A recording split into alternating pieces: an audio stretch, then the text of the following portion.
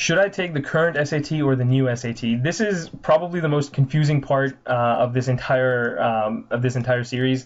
There's a lot of different information out there. Different people will tell you different things. This is just our recommendation based on experiences that we've had and our instructors have had. And so we're going to make some recommendations for seniors, juniors, and sophomores.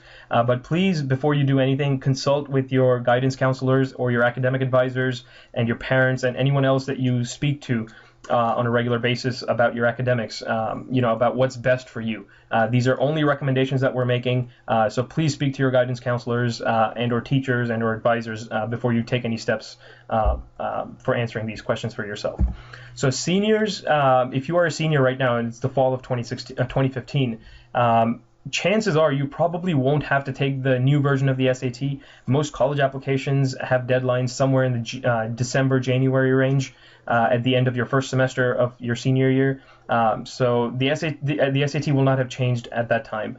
So chances are you probably won't take the new SAT. It won't affect you as much. And the only time it'll affect you, as we talked about before, was if you applied to a school with a late application deadline and you ended up having to take the new SAT.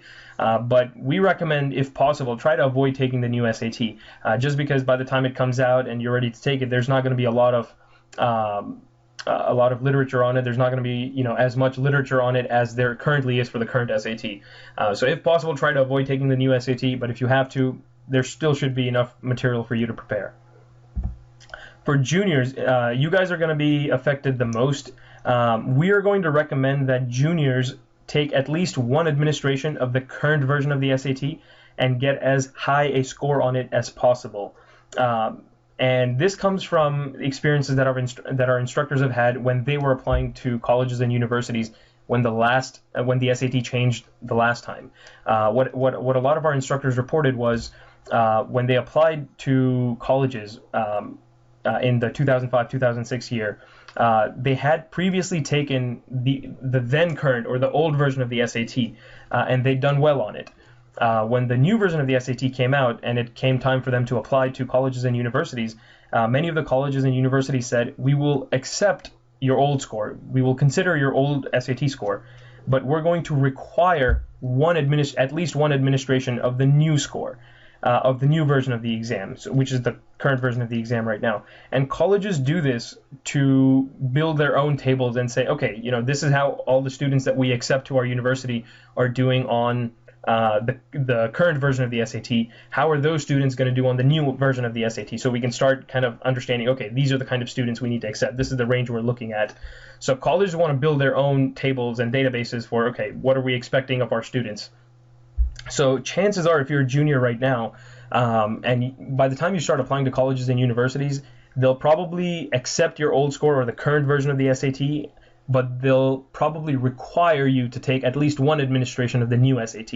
So we're recommending that you take at least one administration of the current exam. That way you can maximize your score on it, so that when you take the new version of the SAT and you end up not doing so well because you didn't have enough time to prepare or whatever the reason is, and you don't do as well on the new version of the SAT, you still have one really good score to fall back on a well-established exam. Colleges know how to read the current SAT. They understand, if the student falls into this category, chances are he'll do well at our institution. So you can think of it as quote-unquote SAT insurance. And that's the idea behind taking at least one administration of the current SAT and maximizing your score. All right, sophomores, you guys probably won't have a choice when it comes to taking the new SAT. You guys will probably have to take the new SAT no matter what, because colleges will start requiring at that time. So what we are recommending to sophomores is, by the time you start applying to colleges, since they will accept and consider the current version of the SAT, if you are a high achieving student, so if you're taking a lot of AP classes, if you've already completed all of the math classes and you're taking advanced math classes and you're doing well in reading and writing and your grades are up, etc., go ahead and appear for current SAT administration. If you don't want to send your score to colleges later, that's perfectly fine. But if you can log down a really good score right now, you may be able to put yourself in a really good position for at least your backup school, or at least that particular school that you can say, okay, I'd be happy if I went to that school. And then you can always take the new SAT, do really well on that, and then shoot for the school that you want to go for. But if you are a sophomore, we recommend you take the current SAT if you can achieve a high score. And we'll talk about how you can kind of go about figuring out whether or not you can achieve a high score in just a second.